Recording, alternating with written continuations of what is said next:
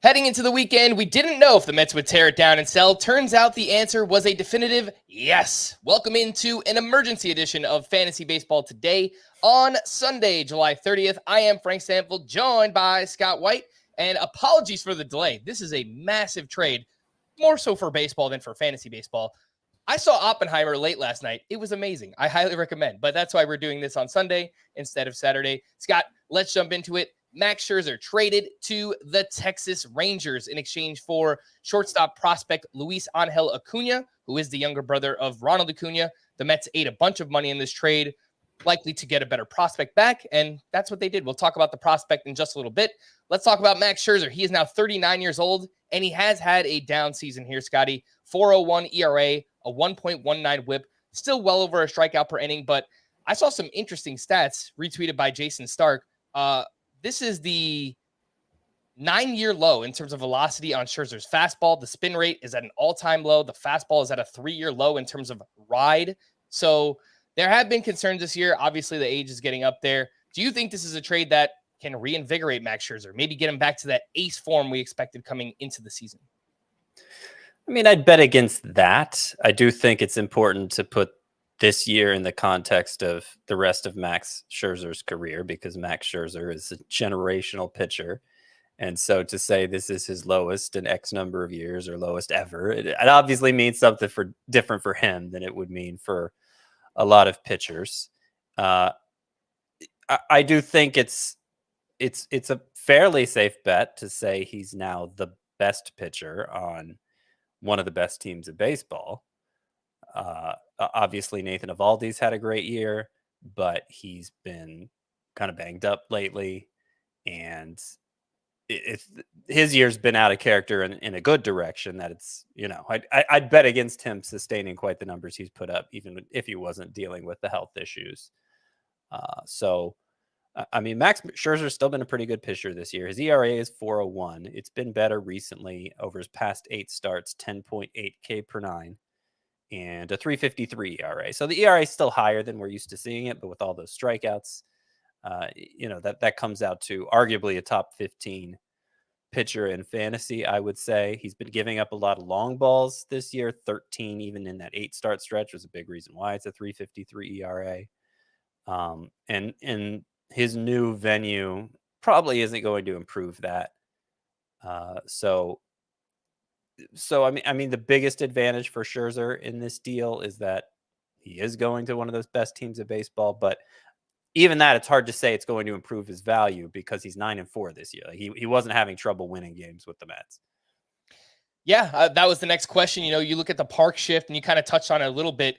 The Mets overall park shift this year, according to Baseball Savant, they are 29th, and the Texas Rangers, where they play, it's 15th. And then if you look at the home run park factor, the Mets are 20th in Citi Field, and then it's 12th in the Great, I was going to say Great American Ballpark. It is not Great American Ball, Globe Life Field. That is where the Texas Rangers play. So it is a negative park shift, but that is kind of canceled out by the fact that he is going to the best run support in baseball, the number one team in terms of run score. But you said he hasn't really had an issue in terms of getting wins this year and getting that run support.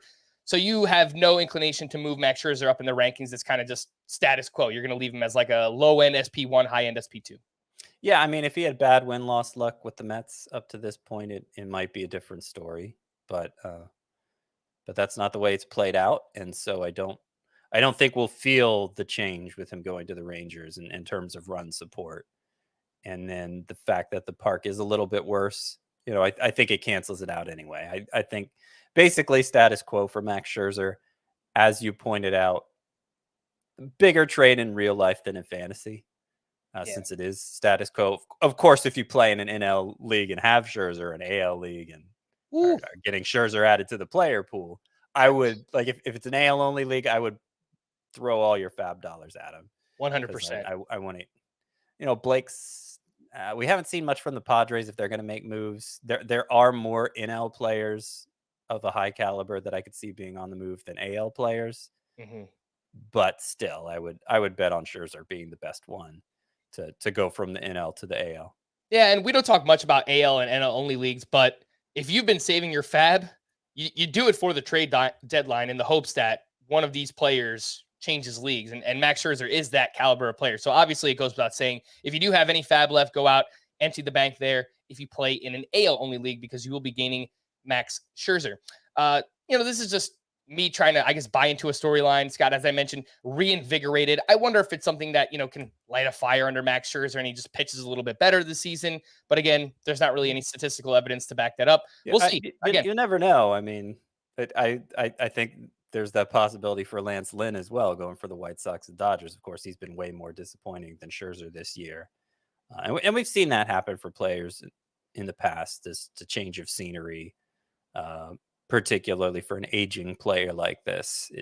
He seems to recapture some of his old form being inserted into a playoff race. It is interesting that Scherzer's kind of entered into the postseason mercenary stage of his career. Remember, the Dodgers acquired him a couple years ago, and then he spent just a brief time with the Mets when they thought they were going to be big winners, and now he's moving on to the Rangers. I do believe I saw, though, that now Scherzer, he was able to opt out for next season, but now he's not. Like, that part of the agreement of getting him to waive his no trade clause is that he's going to be with the Rangers next year. Oh, well, that's a great deal for them. Unless, of course, you really love this prospect in Luis Angel Acuna. So let's talk about that. This is the return here for the New York Mets, a 21-year-old shortstop prospect who is the younger brother of Ronald Acuna. This season in the minors, batting .315 with 7 home runs, 42 steals, and .830 OPS.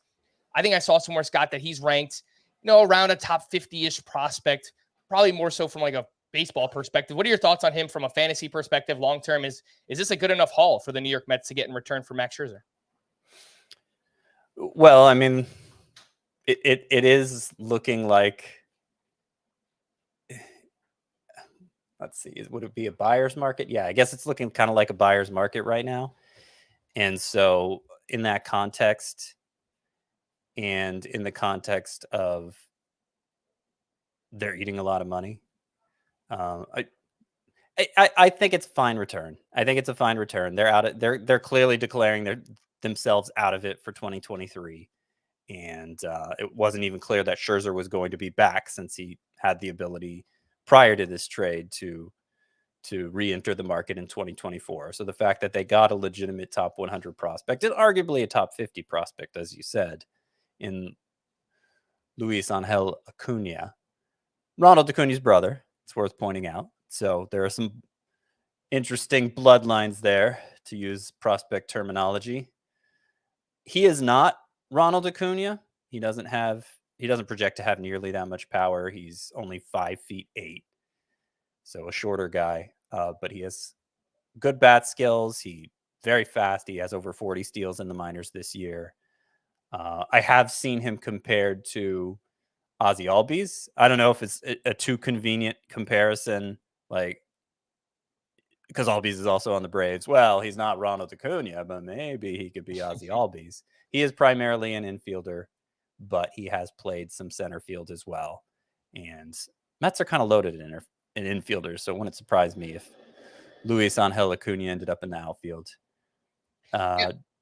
Go ahead. Yeah, a good dynasty prospect, I would say, but not a great one.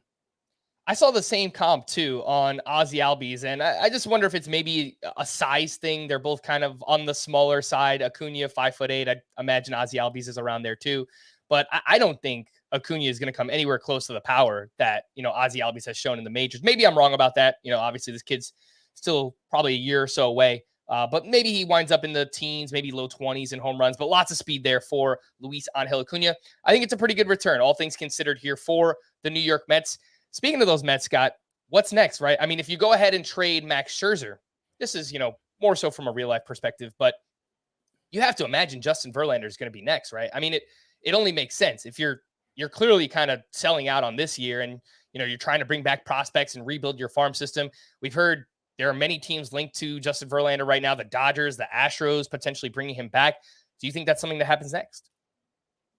Yeah, I think there's a good chance of that. In fact, I'd be pretty surprised if Verlander didn't end up getting moved following this move. And we've seen some big name trade targets come off the market. Shohei Ohtani, of course, with Lucas Giolito trade. I just saw today that the Cubs aren't going. They're telling teams they're not going to trade Cody Bellinger. So that improves that makes it, I guess, less of a buyer's market. Like I was saying, it was buyer's market before when there are fewer prime assets to deal for. It increases the chances the Mets are really going to like their return for Verlander and move on from him. He is, let me double check this. He's actually signed through next year, right? I But think, like for sure. Yeah, he is. yeah, I think so. Yep. So that makes it a little less urgent than trading Scherzer, but I still think it probably happens. So we shall see where the Mets go from here. Do they trade Verlander? Do they trade other pieces? I don't think they're going to trade Pete Alonso, but other names have popped up. Tommy Pham, Mark Canha, some of those ancillary pieces as well. Some more relievers potentially on the move. And there were lots of trades this weekend. We'll get into those more so later on tonight. Scott mentioned Lance Lynn going to the Dodgers. We had some bullpen shakeups as well. So we'll get into all that a little bit later on. But obviously the biggest trade of the weekend so far, Max Scherzer headed to the Texas Rangers in exchange for shortstop prospect Luis Angel Acuna. We're going to wrap there. For Scott, I am Frank. Thanks as always for listening and watching Fantasy Baseball Today, this emergency edition of Fantasy Baseball Today. We'll be back again a little bit later on. Bye-bye.